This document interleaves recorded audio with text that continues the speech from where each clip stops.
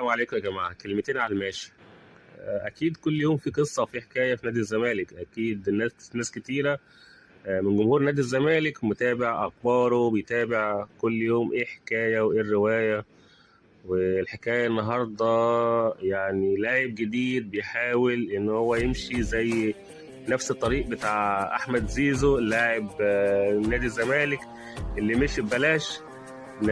لاعب جديد بيحاول يتمرد وبيعمل إساءات للنادي الإدارة، يعني تستغنى عنه ببلاش. هو كمان اللاعب هو أحمد حمدي بعد فترة غياب طويلة وإصابة طويلة عن العام الماضي.